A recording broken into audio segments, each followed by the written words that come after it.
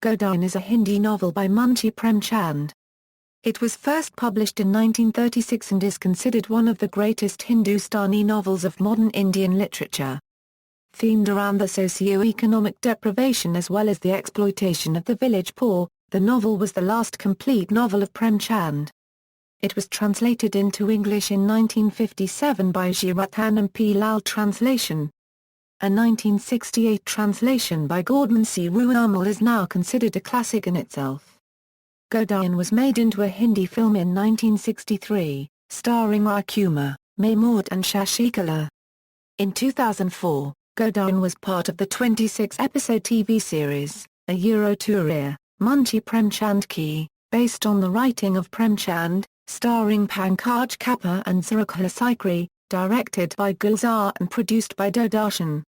Plot: the story revolves around many characters representing the various sections of Indian community. The peasant and rural society is represented by the family of Hori Mahato and his family members, which includes Dania, Rupa and Sona, Gobar, Jr. The story starts from a point where Hori has a deep desire of having a cow as other millions of poor peasants. He purchased, on debt of Rs80, a cow from Bowa, a cowherd. Hori tried to cheat his brothers for 10 rupees. This in turn led to a fight between his wife and his younger brother, Hira unregistered trademark S-wife. Jealous of Hori, his younger brother Hira poisoned the cow and ran away because of the fear of police action. When the police came inquiring the death of the cow, Hori took a loan and paid the bribe to the police and was able to clear off his younger brother unregistered trademark S name. Junior, the daughter of Bowa, was a widow and eloped with Gobar after she got pregnant by him. Because of the fear of the action from villagers, Gobar also ran away to the town. Hori and Dania were unable to throw a girl carrying their son's child from their doorstep and gave her protection and accepting her as their daughter-in-law. The village panchayat takes action against Hori for sheltering a low-caste girl and issued a penalty on Hori. Hori again is compelled to take a loan and pay the penalty. Hori is in huge debt from local money lenders and eventually married off his daughter Rupa for mere 200 rupees to save his ancestral land from being auctioned because of his inability to pay land tax. But his determination to pay those 200 rupees and to have a cow to provide milk to his grandson, leads to Hori's death because of excessive work. When he is about to die, his wife Dania took out all the money she had and made Hori pay the priest on behalf of. This eventually fulfills the traditional dream of Hori, but still his desire to pay back the rupees 200 to his son-in-law and to have a cow to feed the milk to his grandson remain unfulfilled. Hori is shown as a typical poor peasant who is the victim of circumstances and possesses all the deficiencies of common man, but despite all this, he stands by his honesty, duties and judgment when time requires. He is shown dead partially satisfied and partially unsatisfied.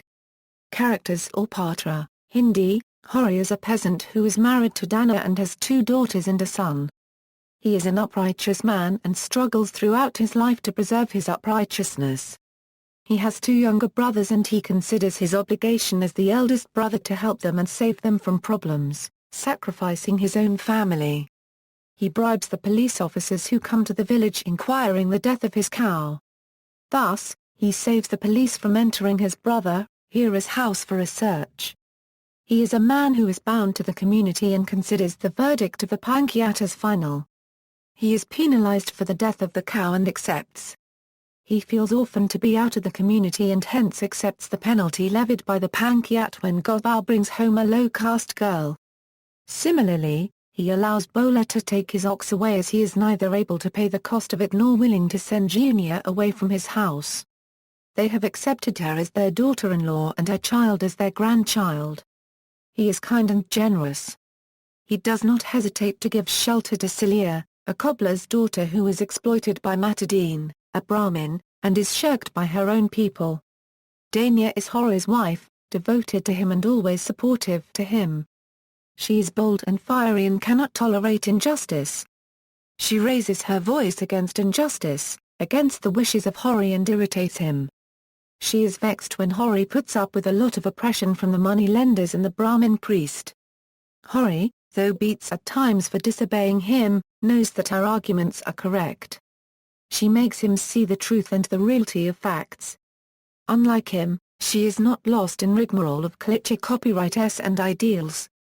She stands by what she thinks is correct and her dharma, rather than the traditional principles of the community. She knowingly accepts into her household a low-caste girl. As her daughter-in-law, she does not blame only Junior for placing them in an embarrassing position. She knows that her son, Gobar, is equally responsible. She is a kind and loving mother and sacrifices much for the sake of her children. She has a generous heart.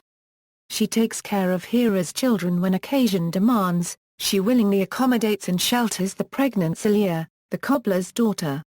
Dania has never known a life of peace and comfort, as throughout the novel we see her struggling along with her husband for a livelihood. She emerges as a powerful woman, who irrespective of caste or creed helps the needy. Gobar is the only son of Dania and Hori. Born into a poor family, he aspires for a life of comfort. Though initially a simpleton like his father, he gets exposure in the city, Lucknow, and learns to be practical and worldly wise. He impregnates Junior, Bola's daughter, and lacking courage to face the wrath of the villagers, runs away to the city, leaving Junior at his parents' doorstep. His insensible hasty behavior creates trouble to Hori, who pays the penalty. Gobar works from Tsakurshid, but gradually starts his own business. He also lends money to other people. When he comes to the village dressed as a gentleman with pump shoes, on a short visit, he is unrecognized with difficulty.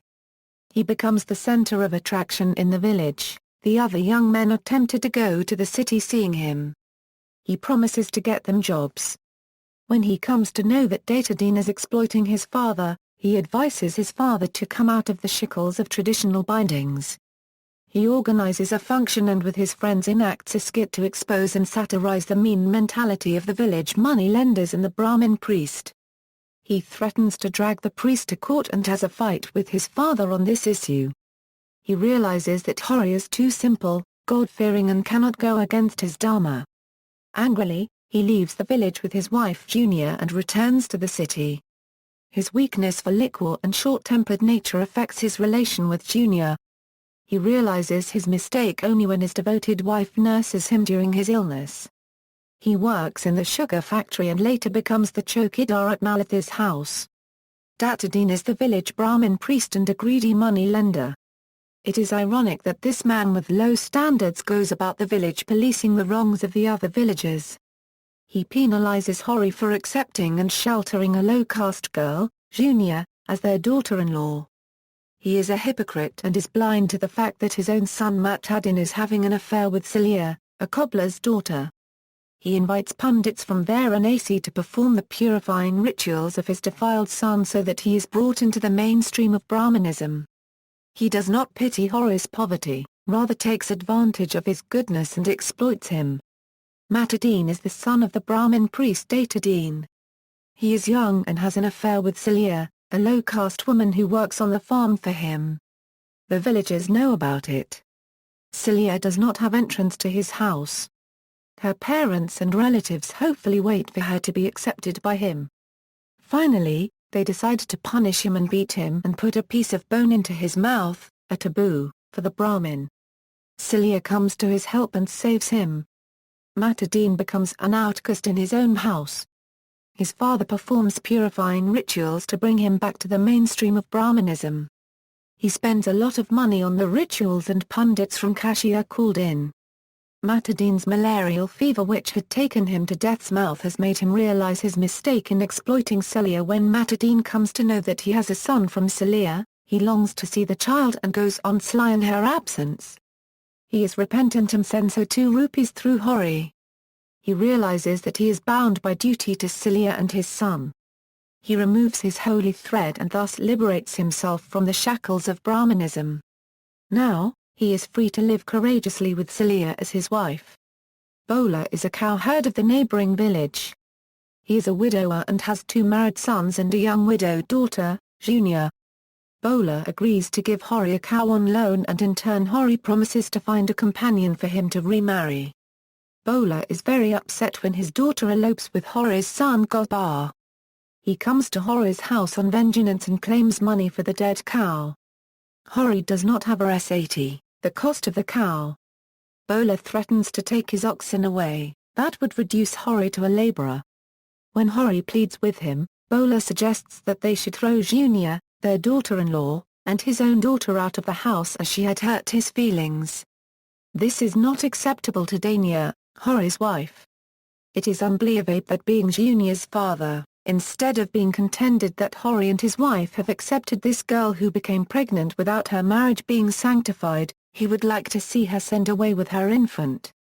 He heartlessly takes away Hori's oxen and renders him totally helpless. The urban society is represented by Malati Devi, Doctor, Mr. Mehta, lecturer and philosopher, Mr. Khanna, Sahib, Zamindar, Mr. Tanka, broker, and Mr. Mtha, social worker. Sahib has won the local elections twice. He wanted to marry his daughter off to a rich zamindar to again win in the election and claim the property of his in-laws. Thus, he married his daughter off to another rich, widow and rake zamindar. He claimed and won the zamindari of his in-laws. He won the election and became the municipal minister. But when he planned to get his son married to the daughter of Raja Shurankant for his familiar unregistered trademark as prestige, his son refused that. He is in love with Saroj, the younger sister of Malati Devi. They both married and went away to London. His son claimed and won the entire property Sahib won from in-laws, leaving Sahib in huge debt. His daughter got divorced. This eventually left Sahib too dissatisfied despite all his efforts. Miss Malati is a beautiful lady, intelligent doctor who is educated in Europe. She is one of the three daughters of Mr. Kaur. She is the center of attraction in the parties and is flirtatious. Mr. Khanna flirts with her and she is envied and disliked by Govindi. Malati in turn falls in love with Mr. Mehta because of his ideology, his simplicity and intelligence. On a trip to the village of Hori, she explores herself. She starts serving the poor and gets involved in many social activities. After seeing the change in Malati, Mr. Mehta falls in love with Malati, but though Malati loves Mr. Mehta, she refuses his marriage proposal. She now wants to serve the poor and does not want to marry. Mr. Mehta and Malati keep serving the poor and needy people together. Malati Devi is the only character shown as contented at the end of the novel because of her commitment to charitable deeds. Mr. Mehta is a scholar and lectures philosophy in a college. He is also authoring a book on philosophy which he dedicates to Malati. Malati and Govindi are two characters who are influenced by him. Govindi finds solace talking to him as he appreciates her concept of womanhood. Malati loses her ego and understands the true meaning of life through him. She learns to serve the poor. He needs the guidance of Malati as he has mismanaged his funds and income in over-generously serving the poor. Though he is interested in marrying Malati, the two mutually agree to remain as friends under the same roof. Mr. Khanna is an industrialist and owns a sugar factory. Though married and father of 3 children, he disrespects his wife Govindi for her traditional values. He flirts with Malati. He is unable to recognize the virtues in his wife. Govindi is fed up of his behavior and this goads her to leave home. He exploits the labor class. It is only when his sugar factory is destroyed in a fire accident and Govindi stands by him encouraging him to set it up once again, he realizes his mistake. Mr. Khanna eventually starts loving his wife. Govindi is Mr. Khanna's wife, the rich industrialist, and is epitomized as an ideal Hindu wife. She is virtuous and very tolerant with her husband and children. Unfortunately, Mr. Khanna is uninterested in her as he finds fault with her traditional values. He takes interest in Miss Malati and flirts with her. Govindi is desperately dejected and decides to abandon him and his house. But it is Mr. Mehta, who has always been appreciative of her ideals, who advises her to return to the children. She is a moral support to her husband when his sugar factory gets destroyed in fire. It is she who encourages him to set it up again. Themes: the novel has several themes. 1. Problems due to caste segregation. 1. People of different vocation and their respective castes represent the village. Data Deen, the Brahmin priest represents the uppermost caste. He exploits the lower caste villagers with his various religious sanctions. Hori, peasant, Bowa, cowherd, Celia, a cobbler unregistered trademark daughter represent the various hierarchies of lower castes in the caste system that existed in India. 2. Exploitation of the lower class. Premchand has drawn a realistic picture of the poor peasants exploited by the village zamindar and the greedy money lenders. The zamindars collected the revenue and imposed fine. Here, Rishabh fined Hori for the death of the cow, though he did not kill it. The peasants are unable to pay the debts in time and it gets multiplied with the passage of time. They are caught in a debt trap and they suffer, like Hori, until their end. The author is advocating the need to end the feudal system that existed in the country. 3. Exploitation of women. The women characters Dania, Junior, Celia and Rupa are exploited by the men they love and are dedicated to. 4. Problems due to industrialization. Growth of capitalistic greedy industrialists who exploit the labor class. Migration of youngsters from the villages to cities, conflicts and tensions in cities are some of the problems. 5. Interpersonal relationships, love, and marriage. Premchand as a progressive writer envisages a modern India where love and intercaste marriages would thrive. We have the intercaste marriages of Gobar and Junior, Deen and Celia, and that of the educated pair, Rudra Pratap and Saroj. The marital relationship of Mr. Khanna and his wife is strained as he lacks love and respect for her. Mr. Mehta and Miss Malathi have serious thought-provoking discussions on the issues of love, the institution of marriage, the relation of man and womanhood. They represent the voice of modern India and mutually decide to live as friends serving society in their respective capacities. 6. Political scenario of the period. The country was fighting for its liberation from colonial powers. It was the period for the growth and development of different parties and ideologies. Premchand, through the novel, expresses his stand as a socialist. Socialism is a panacea for all kinds of discrimination and exploitation. The narrative represents the average Indian farmer's existence under colonial rule, with the protagonist facing cultural and feudal exploitation. It shows how the life of these characters takes shape. Connection with Hinduism. The act of donating a cow in charity, or Godaan, is considered to be an important Hindu ritual, as it helps in absolving one of sin, and incurring divine blessings. It is nevertheless, not essential. The word dharma has been used 34 times in the novel in different contexts and by different characters. The word connotes as religion, moral principles and values, conscience and duty. It has a different meaning to each character. References. External links: a currency, a yen a currency Shah yen a download PDF, Godan a novel, Godaan at the Internet Movie Database, Godan or Godaan.